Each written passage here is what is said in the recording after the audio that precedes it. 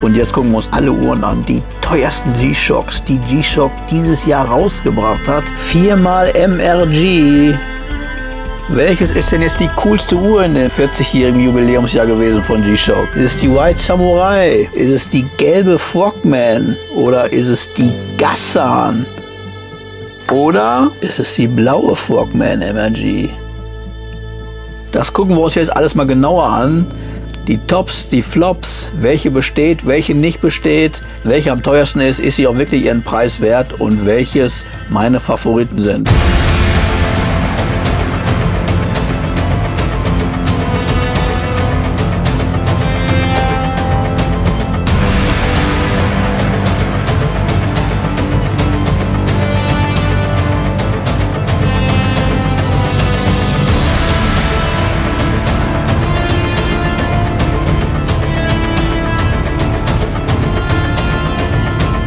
Bist du auch so uhrenverrückt? Dann folge jetzt meinem Kanal. Es dreht sich hier alles nur um Uhren.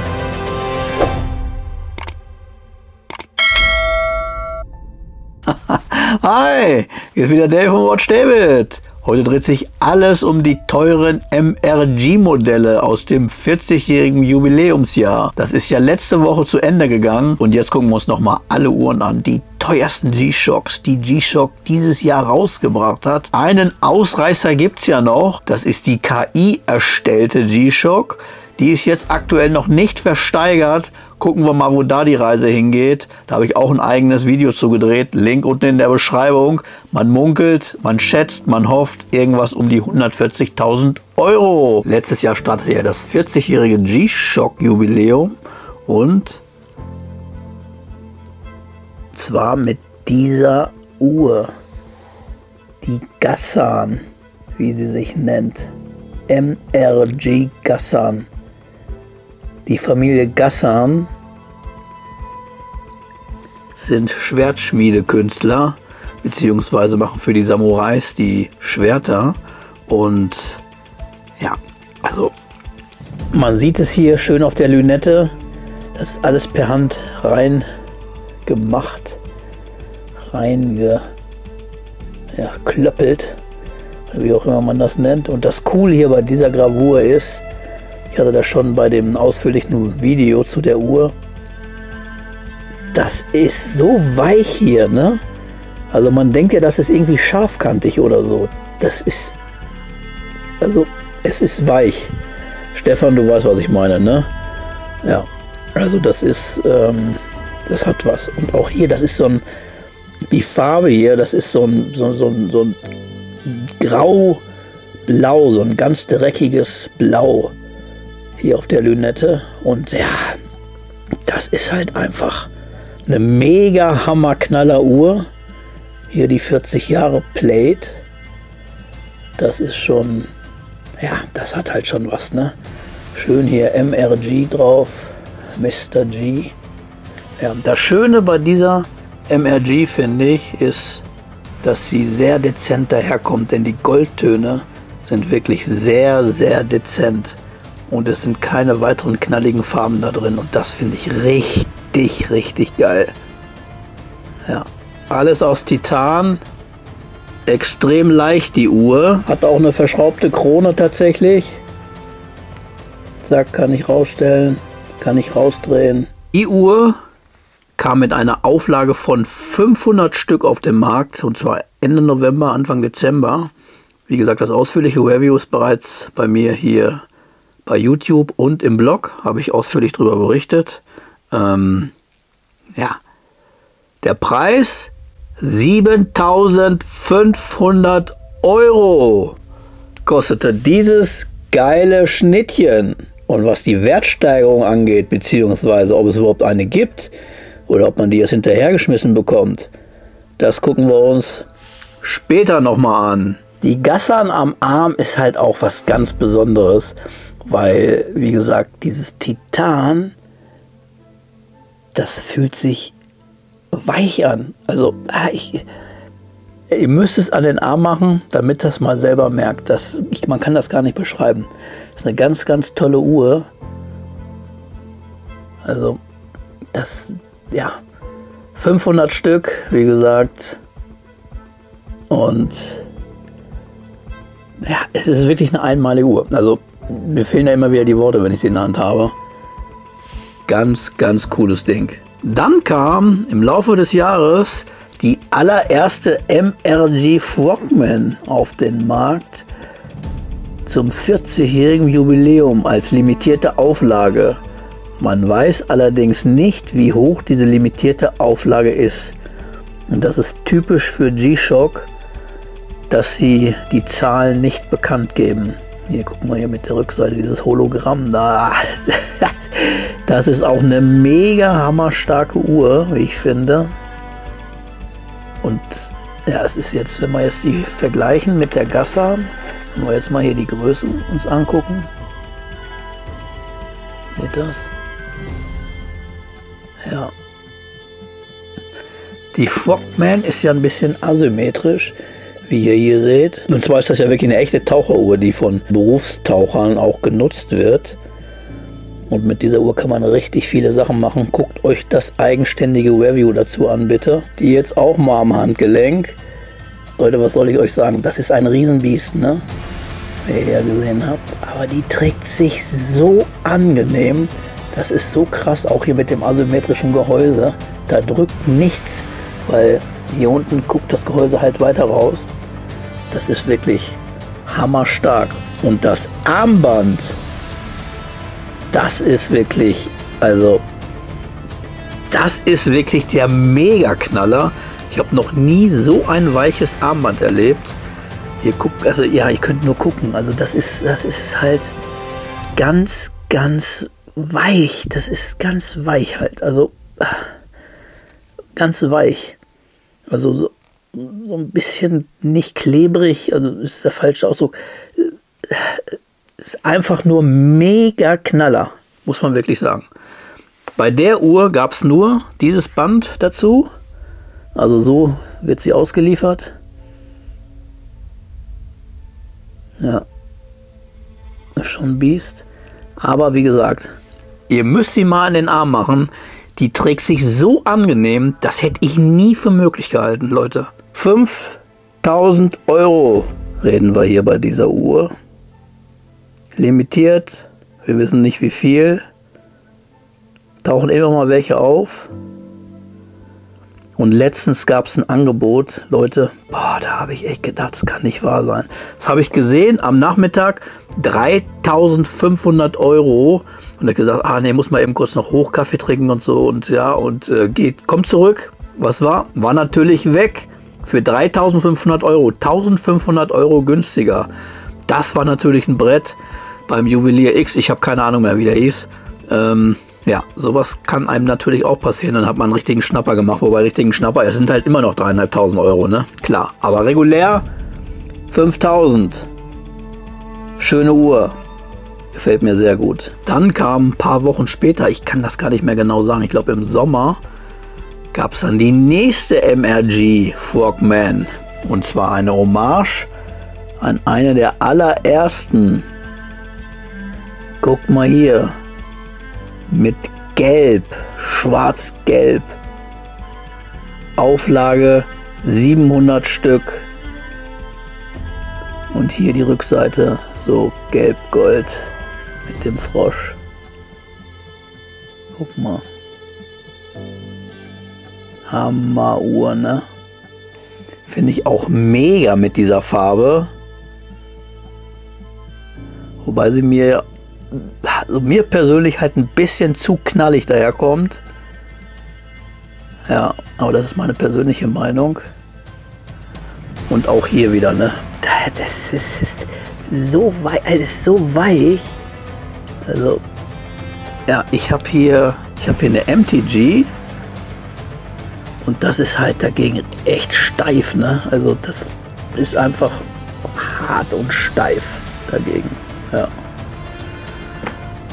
So, das Besondere an der Uhr ist aber, dass sie mit einem zweiten Band daherkommt. Und zwar mit diesem Titanband hier. Guck mal. Und das macht die Uhr, ja, da gibt es gleich eine ganz andere Uhr, wenn ihr das dran macht. Das Coole ist, wenn ihr die auch habt, also wenn ihr also beide habt, dann könnt ihr quasi 5 Uhren bzw. 5 verschiedene Gesichter machen.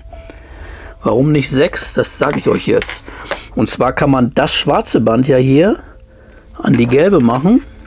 Also wir haben hier das gelbe Band, das ist praktisch Band Nummer 1. Dann können wir hier das schwarze an die gelbe machen. Das ist praktisch Uhr Nummer 2. Und passt natürlich dadurch auch super.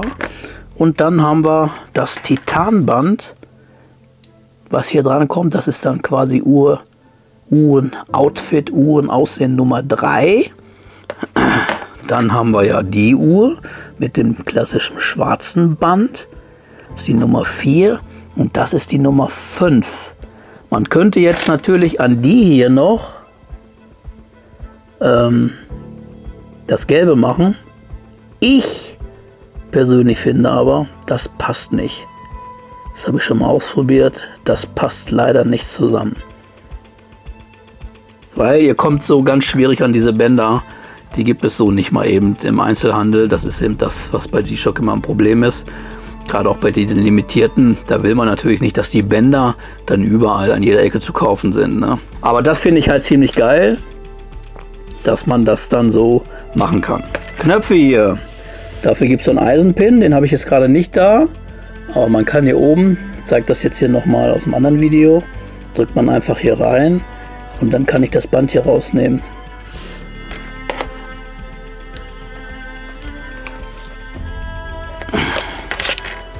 Und zwar in dem Moment, wo ich diesen Knopf hier praktisch reindrücke, ist der Steg hier lose und dann ziehe ich den einfach hier raus. Den Stift. Zack, und schon ist es ab. Und dann kann ich hier ganz easy das Titanband dran machen. Schieb's rein.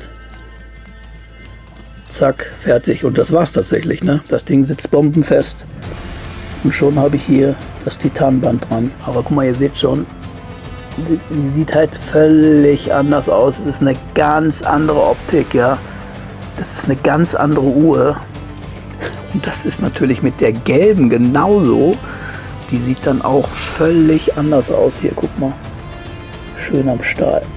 Und die bekommt ihr ja so gar nicht. Das heißt, das zweite Band hier, das habt ihr ja bei der blauen gar nicht. Aber wenn ihr die gelbe auch noch habt, dann könnt ihr diese Spielchen hier spielen. Und das ist oft so bei G-Shock. Wenn ihr aus einer Modellreihe mehrere habt, könnt ihr wirklich schön geil mit den Bändern spielen. Und der Preis dieses gelben Schnittchens, dieser gelben MRG Frogman, liegt bei 6.400 €. Und wie es da mit einer Wertsteigerung aussieht, das schauen wir uns dann auch später nochmal an. Die Auflage ist wie gesagt 700 Stück. Da weiß man es zumindest. Und zu guter Letzt kam dann die weiße Samurai raus, was mittlerweile der Spitzname für diese Uhr ist. Mit Rubinen, die aber keine echten Rubine sind. Weil man hat auch lange überlegt, macht man echte rein, aber hat man sich gegen entschieden, nicht aufgrund des Preises, sondern aufgrund dessen, wie die Rubine ja, geschürft werden und teilweise unter widrigen Bedingungen. Und da hat man gesagt, nee, gibt's nicht. Ja, die ist jetzt 2 Wochen alt, 2,5, 3 oder 2, weiß gerade erst. Und ja, die kommt jetzt praktisch hier auch an einem Gummiband, wie ich es jetzt mal nenne, daher. Und das Besondere bei dem Band ist halt, das ist halt rein weiß. Also, ja. Und dann haben wir hier eben eine Titanschließe. So wie bei der MRG, die ich am Samstag vorgestellt habe, die jetzt 2024 rauskommt. Ja, also man muss das Band abschneiden. Und ihr seht auch, das ist schon ordentlich fett hier. Und es fühlt sich auch geil an, aber es ist jetzt nicht so weich wie die Frogmans. Wird hier oben richtig schön fett. Ja. Und das Schöne bei dieser Uhr ist hier eben der Tiger hier unten, der hier eingraviert wurde. Ja, das finde ich schon ziemlich nice. Dadurch fehlt aber natürlich hier auch der MRG-Schriftzug. Aber alles in allem ist das auch eine mega coole Uhr. Ob das mein Favorit ist? Was denkt ihr? Welches ist denn überhaupt dein Favorit? Das würde mich mal interessieren. Hier noch ordentlich Platz. Kannst es nicht abschneiden, weil es ein Sample-Modell ist. Ja, aber die macht natürlich gut was her. Ja, auch jetzt zum Schnee, ne? Muss man ja mal ganz klar sagen. Das ist halt auch ein schönes Design. Ja, gefällt mir sehr gut. Auflage haben wir hier auch 700 Stück. Und der Preis liegt bei 6.600 €. Das heißt, wir wissen jetzt, die teuerste ist tatsächlich die erste, die rauskam. Die liebe Ghassan. Ja, und hier sind wir beide im Vergleich. Und ich habe ja gesagt, welches ist mein Favorit? Ich habe zwei. Und das ist tatsächlich die Ghassan hier, muss ich sagen. Die finde ich auch stark, gar keine Frage. Aber die Ghassan, die ist einfach rund, alleine schon mit dem Armband, ne? Ja. Und mein zweiter Favorit ist die blaue Frogman.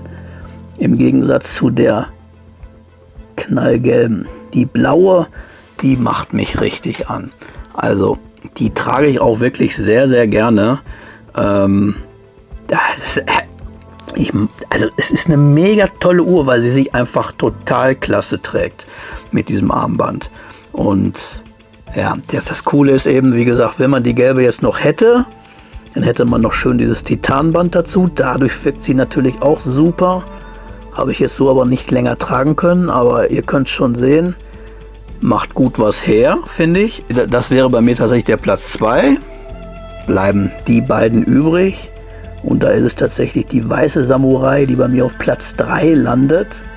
Und die gelbe dann auf Platz 4, wenn man überhaupt da von Plätzen sprechen kann. Ja, aber die gelbe, die braucht man eigentlich wieder, um das geile Armband zu bekommen. Also, und die gelbe sieht halt mit dem Metallband bzw. mit dem Titanband auch wieder sehr geil aus. Ne? Also, ja, aber es geht ja um meinen persönlichen Favoriten und das war von Anfang an die Ghassan.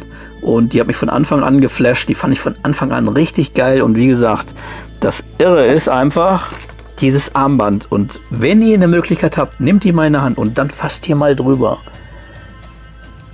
Und dann wisst ihr, glaube ich, und dann versteht ihr, glaube ich, was ich meine, dass sich das weich anfühlt. Das ist schon, also auch mit der Lünette hier, also ihr müsst das mal machen, bitte. Also und das schreibt ihr mir gerne mal in die Kommentare, wenn ihr eine Möglichkeit gehabt habt. Wertsteigerung. Tja, was soll ich da sagen? Bei die blaue, wie gesagt, die ist ja noch limitiert, die gibt es hier und da noch. Da ist auch, glaube ich, viel zu früh zu sagen, dass man hier von der Wertsteigerung sprechen kann, weil die kam eben erst vor ein paar Monaten raus. Genau das gleiche bei der gelben. Die wird gerade auch schon wieder hier und da auch unterm Preis angeboten, neu, überwiegend von privat. Habe ich jetzt gesehen. Muss man wissen, ob man sie haben will. Letztendlich gibt es hiervon auch nur 700 Stück, aber es ist halt auch, es sind die allerersten MRGs, die Frogmans, die jetzt dieses Jahr so rauskamen in dieser Art und Weise. Und das muss man natürlich mögen, ne? Die Frogmans polarisieren natürlich auch, ne? Ist ja klar. Ne? Hier, ich meine, hier guckt es nochmal, hier mit dem Gehäuse, ne? Hier ist es ganz wenig und hier ist es ganz viel.